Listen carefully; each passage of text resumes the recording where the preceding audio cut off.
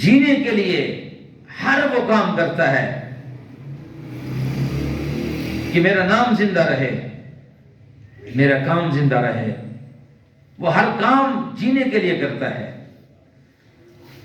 آپ کا ٹیچر آپ کو پڑھاتا ہے جینے کے لیے،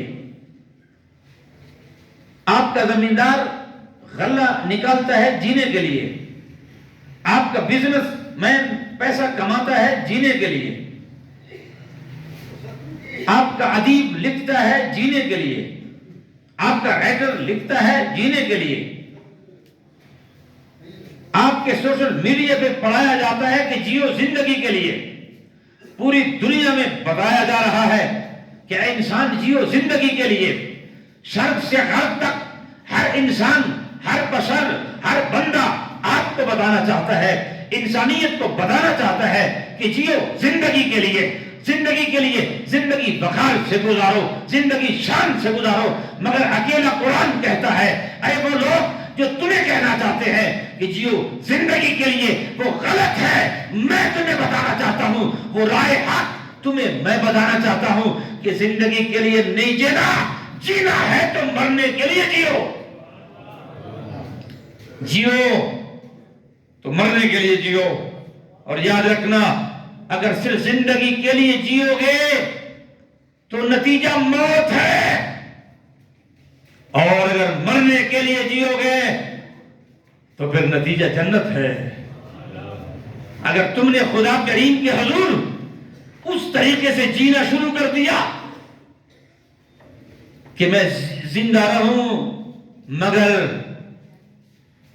کسی مقصد کے لیے، اور معذرت کے ساتھ توجہ فرمائیں، ہم مقصد بھول گئے۔ یاد رہے کہ مقصد کو قربان نہیں کیا جا سکتا، مگر ضرورت کو قربان کیا جا سکتا ہے۔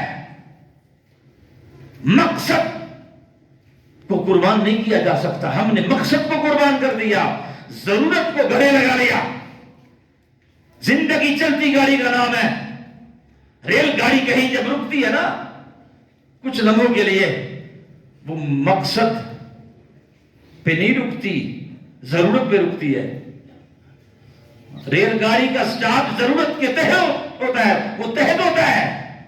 اور آپ جب اس گاڑی سے اترتے ہیں نا، اور جب کوئی چیز خریدتے ہیں، ابھی خرید رہے ہوتے ہیں، ابھی بحث جاری ہے دکاندار کے ساتھ، ابھی تکرار جاری ہے دکاندار کے ساتھ، ابھی چیز لینے لگے تھے مگر اچانک گاڑی چل پڑی۔ جب گاڑی چل پڑی تو آپ نے ضرورت کو چھوڑا اور اب گاڑی میں بیٹھ گئے، اس لیے کہ ضرورت کو آپ نے قربان کر دیا۔ جو کھانے کی چیز ہے وہ آپ کی ضرورت ہے، مگر وہ گاڑی کی جو منزل ہے وہ آپ کا مقصد ہے۔ آپ نے مقصد کو گلے لگا لیا اور ضرورت کو چھوڑ دیا۔ یاد رہے، ضرورت کو چھوڑا جا سکتا ہے مگر مقصد کو چھوڑا نہیں جا سکتا۔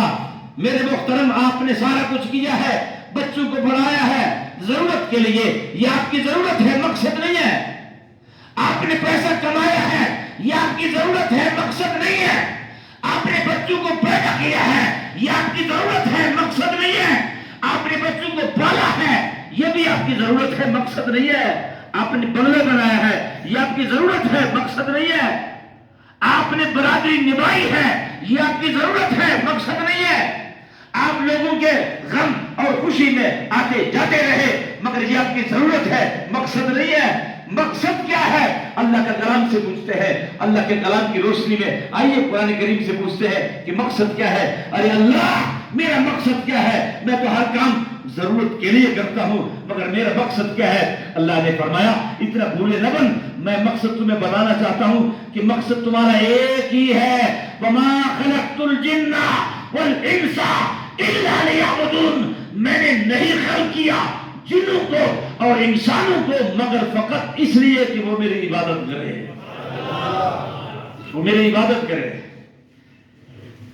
میں نے فقط تمہیں اپنے بندگی کے لیے پیدا کیا ہے۔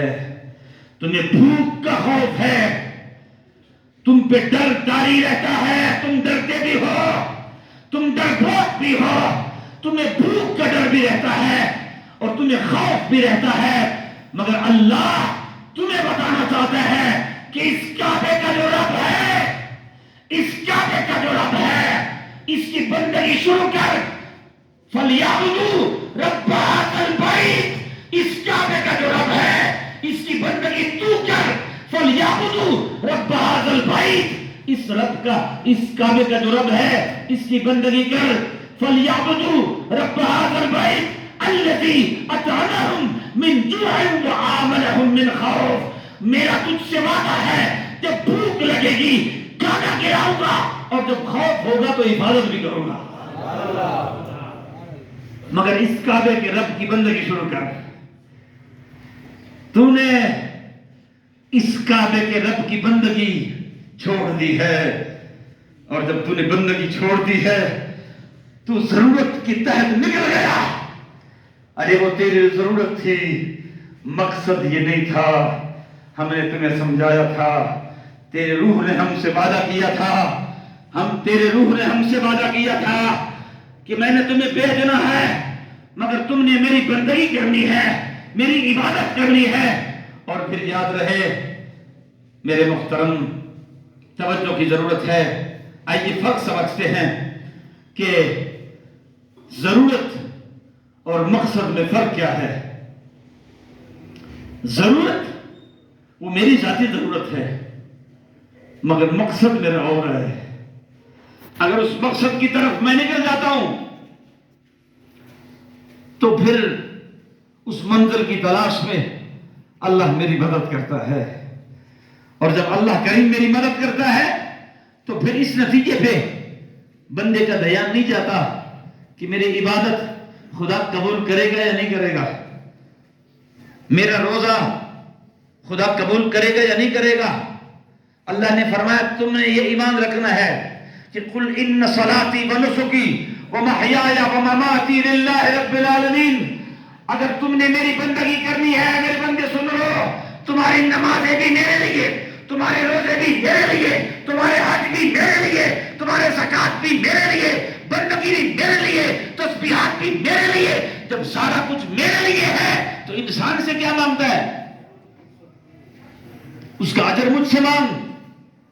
دیکھ تو مجھ سے محبت کر، انی محبن، مجھ سے محبت کر، انی محبن، مجھ سے محبت کر، مجھ سے پیار کر، میری اطاعت کر۔ فبحقی علیک کنی محبا، تجھے میری ذات کا واسطہ دیکھ، محبت کر کے دیکھ، دیکھ کرم کے دروازے کھلتے کیسے ہیں۔ تم نے تو محبت کی ہے نہیں، تمہیں کیا خبر کہ یہ خوبصورت جو چہرہ ہے یہ کس کا شاہکار ہے، یہ کس کے ہاتھ لگے ہیں۔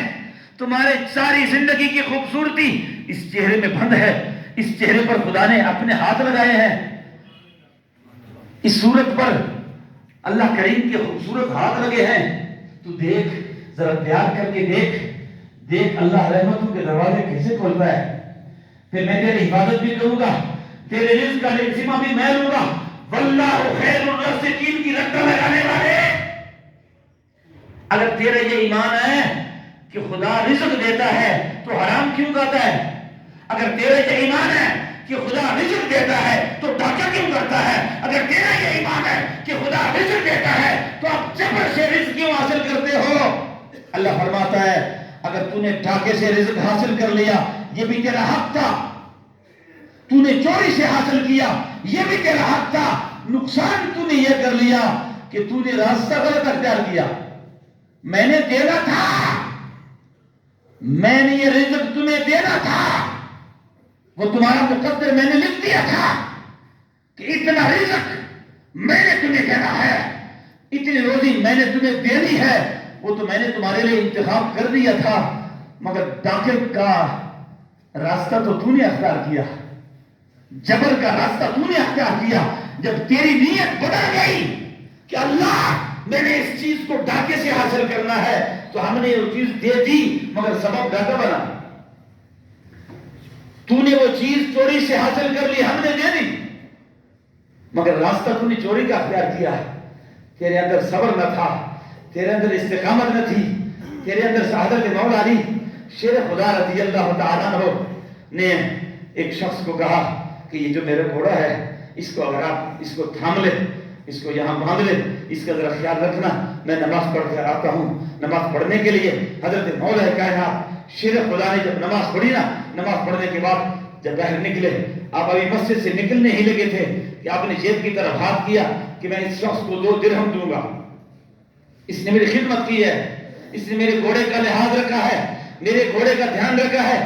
جب باہر گیا نا تو گھوڑے پر زین موجود نہیں تھا اور بندہ خود بھی نہیں تھا، بندہ بھی جا چکا تھا، زین بھی لے چکا تھا، اور وہ دل میں وہ پیسے جو تھے مولا علی شیر خدا کے ہاتھ میں وہ واپس اپنی جیب میں ڈال دیے اور گھوڑے کو ایڑی لگا دی اور بازار کی طرف نکلے کہ اب زین کے بغیر تو اس کے اوپر سفر ممکن ہے، اس کے اوپر تو زین کی ضرورت ہے، بندہ پھسل جاتا ہے۔ اب زین کے لیے وہ باہر گئے بازار میں جب گئے نا تو وہ بندہ